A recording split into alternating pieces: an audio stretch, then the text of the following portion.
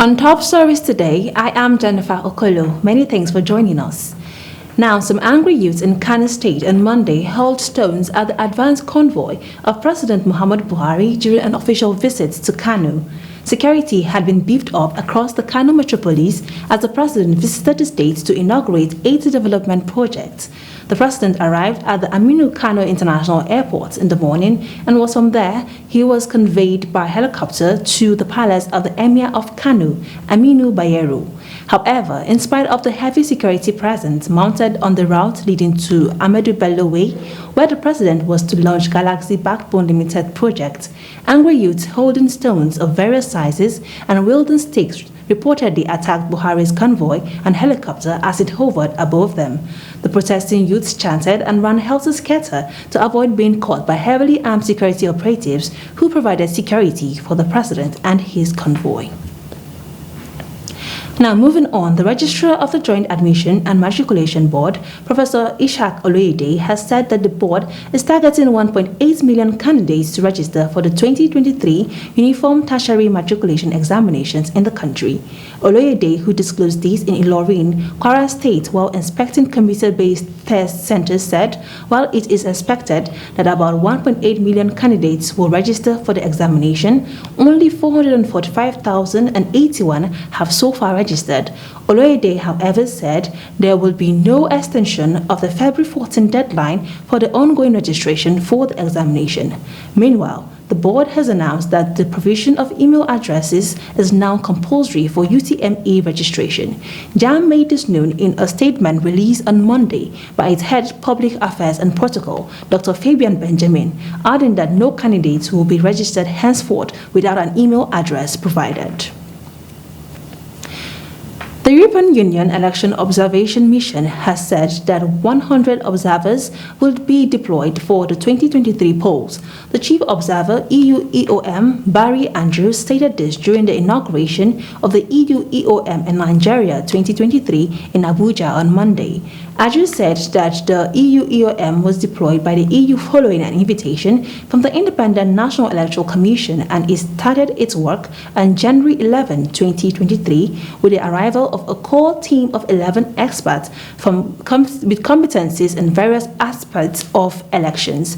He also stated that this is the 7th EU EOM to Nigeria since 1999, noting that for the first time in Nigeria, the mission has a dedicated election technology analyst who would be assessing the use of technologies, especially the verification of voters and transmission of results. Andrews added that after the data and observations received from the long-term observers, a preliminary statement will be issued 2 days after the general election. Now, moving on, Nigeria's economy is set to grow from 3.0% in 2022 to 3.2% in 2023 due to measures made to address insecurity in the oil sector, according to the International Monetary Fund. The IMF disclosed this in its World Economic Outlook Update January 2023 report. It stated that growth across sub-Saharan Africa will moderate at 3.8% in 2023 amid prolonged fallout from the COVID-19 pandemic. The Washington-based lender explains that the growth in the global economy will slow down in 2023 before bouncing back in 2024. This is as the global fight against inflation and Russia's war in Ukraine weigh on activity. Growth is forecasted to slow from 3.4% in 2022 to 2.9% in 2023, then rebound to 3.1% in 2024. Well, barely 48 hours to the initial deadline for the return of the redesigned notes, the CBN Governor, Godwin Emefiele, informed Nigerians on Sunday that the deadline has been extended to February the 10th. Our correspondent tells us more. In response to complaints that millions of people have been unable to obtain replacements, endangering commercial activity and livelihoods weeks before the presidential elections, Nigeria's central bank has delayed the phase-out of outdated high-value banknotes for 10 days. The new deadline is now February the 10th instead of the former 31st January deadline. Mr. Emefiele spoke in Daura, Katsina State after a meeting with the president, who is in his home state for official duties. Aside from those holding illicit and stolen naira in their homes, for speculative purpose, we do aim to give all Nigerians that have naira legitimately earned and trapped the opportunity to deposit their legitimately trapped monies at the CBN for exchange. Based on the foregoing, we have sought and obtained Mr. President's approval for the following.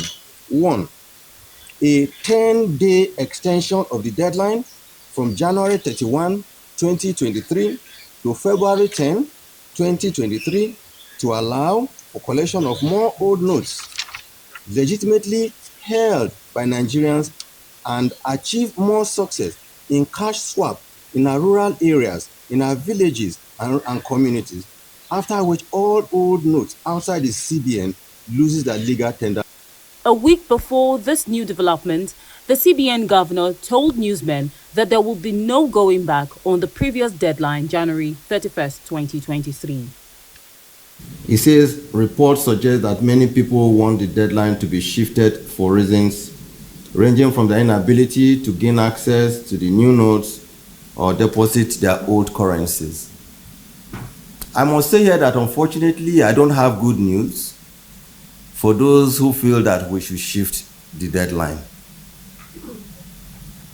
My apologies. In order to combat counterfeiting and limit the usage of cash in Africa's largest economy, the central bank announced a redesign of 200, 500 and 1,000 naira notes in October 2022. Politicians and ordinary individuals in the country where the cash economy is still very active have criticized the bank's handling of the initiative. As the deadline drew near, people claimed that although banks continued to print the old notes, companies, especially stores, were refusing to accept them.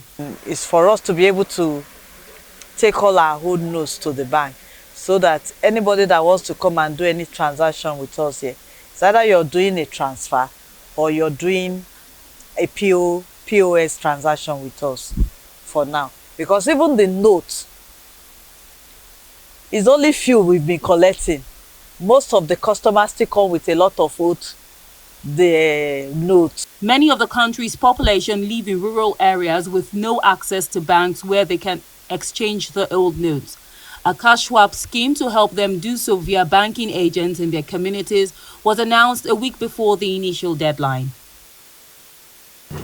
Now moving on to the international scene, the United Nations Secretary General Antonio Guterres and other top officials have strongly condemned the suicide bombing at a mosque in Peshawar, Pakistan on Monday that left at least 59 dead and 150 injured. According to reports, a militant group had claimed responsibility for the attack, which occurred at the crowded mosque. Reports showed that the bombing caused the roof to collapse on top of worshippers inside. Extending his condolences to the victims' families and wishes for a prompt recovery to those injured, Guterres reiterated the solidarity of the United Nations with the government and people of Pakistan in their efforts to address terrorism and violent extremism. And that's much we can take on top stories. Many thanks for watching. I am Jennifer Okolu. Do stay tuned and enjoy the rest of our programs.